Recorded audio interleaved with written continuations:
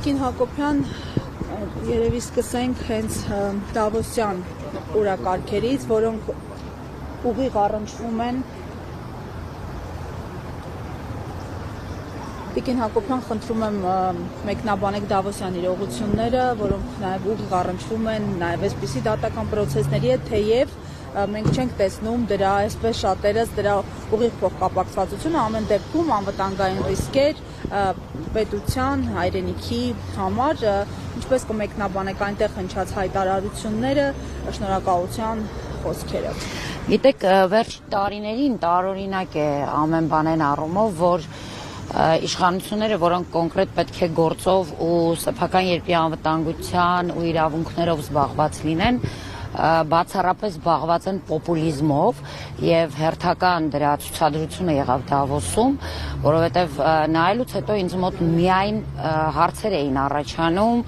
ինչի համար էր Հայաստանի Հանրապետության նախագահը օրինակ Բաքվի բռնապետին շնորհակալություն հայտնում, երբ նա խրոխտ հայտարարում էր, որ 30 տարի շարունակ միջազգային կառույցները իրենց իրավունքները իբրև թե չեն պաշտպանել եւ իրենք ի վերջո 20 թվականի պատերազմի արդյունքում 23 թվականի բռնի տեղահանության արդյունքում իբրև թե ազատագրեցին իրենց հողերը եւ արդյունքում մենք լսում ենք որ Հայաստանի նախագահը դա ներկայացնում է որպես քաղաքական կամքի դրսևորում երկու երկրների միջև եւ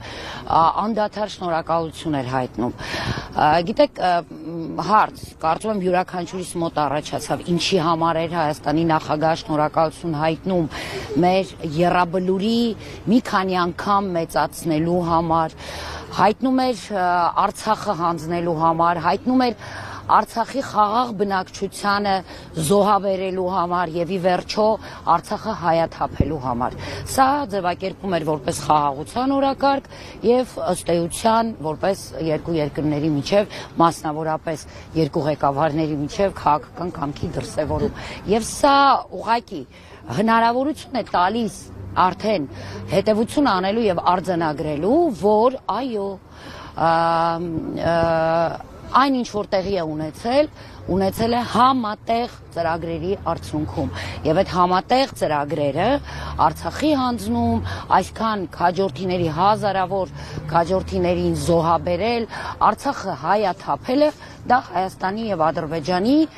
ղեկավարությունների այո քաղաքական կամքի, այսպես չակերտավոր, հա, դրսևորումներ է դրսևորումներից մեկը Տիկին Հակոբյան նաև այսպես կոչված խաղաղության խորհրդի հարթակին միանալն է,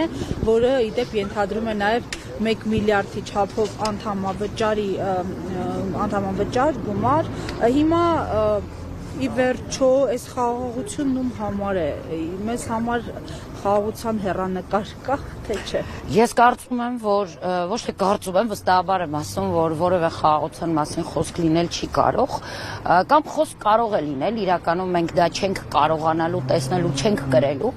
որովհետև այն ինչ որ հիմա տեղի է ունենում Հայաստանի Հանրապետությունում, օրինակ այսօր կառավարության նիստի ժամանակ այսպես պոպուլիստները էլի հայտարարում էին, որ էներգետիկ ինչ որ միավորում պիտի տեղի ունենա հարց, արդյոք Հայաստանը այսօր դրա կարիքը ունի կամ Ադրբեջանը դրա կարիքը ունի եւ ինչու են այս ամենը վաճառում ժողովրդի վրա, արդյոք արդարացնելու իրենց պարգևավճարները, արդյոք այս ամենը ժողովրդին հերթական մոլորեցումն է, ինչպես 21 թվականին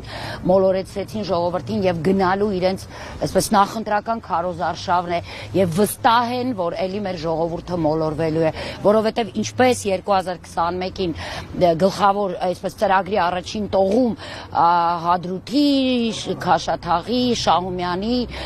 դեօկուպացիան էր Շուշիի, այնպես էլ հիմա այդ ամենը իբրև թե արել են, հիմա էլ անցել են Հայաստանի համար այսպես բարգավաճման, խաղաղության, անվտանգության, մենք մեր շրջապատում բոլորս էլ տեսնում ենք իրականությունը, մեր ժողովրդի մեջ ամեն 3-րդ, 4-րդ, 5-րդը աղքատ է, մեր ժողովրդի մեջ որևէ մեկը իր վրա ֆիզիկապես չի շոշափում այդ անվտանգային խոստումների հետևանքները, այսինքն դա միֆ է, դա փուչիկ է, որ ինչպես 2021-ին իրենք վաճառեցին ժողովրդի վրա, այնպես էլ հիմա են պատճառում։ Ընտրություններին ընդառաջ ակտիվանում են այս խոսակցությունները հիբրիդային պատերազմ, հա, գործակալական ցանցեր, ինչ որ խոսքը հավանաբար հասկացաք արտաքին հետախուզական ծառայության, հա, ձեկույթի մասին է, այնտեղ մի դրվագ կար, որտեղ խոսվում է այսպես մոտավոր իմաստը, հա, ասեմ արցախցիների այսպես հուզական նրանց ֆոնը օգտագործել քաղաքական դրդապատճառների համար, այդպիսի վտանգ են տեսնում, հա, արտաքին հետախուզական ծառայությունը, դուք նման միտում, նման վտանգներ տեսնում եք արցախցիներին, հա, որ օգտագործեն ինչ-որ քաղաքական դրդապատճառներով։ Գիտեք, գործակալները խոսում են գործակալական ցանցի մասին եւ բնական է, ինչպես բոլոր հարցերում արցախցիներն են մեղավոր եղել ըստ իրենց ներկայացման կամ պատկերացումների, այնպես էլ այստեղ եւ ես նաեւ իհարկե չեմ բացառում, որ այսպես սովորական մարդկանց միջից, հենց արցախցիներից մենք նաեւ կլսենք հետագայում այսպես ցնցող ինչ որ այդպիսի հայտարարություններ այս իշխանությունների կողմից արցախցիներին վերաբերող կամ ինչու՞ չէ, իրենք չեն խորշի նաեւ այդպիսի ձերբակալություններ եւ աղմկահարույց գործեր ստեղծելուց, բայց ես կարծում եմ յուրաքանչյուր խելամիտուց թափ հայի համար ակնհայտ է, որ այսօր գործակալների ցանցը ձևավորված է հենց Հայաստանի կառավարության, Հայաստանի իշխանությունների մեջ եւ բացահայտ գործակալական ցանցը գործում է հենց Հայաստանի իշխանությունների մեջ։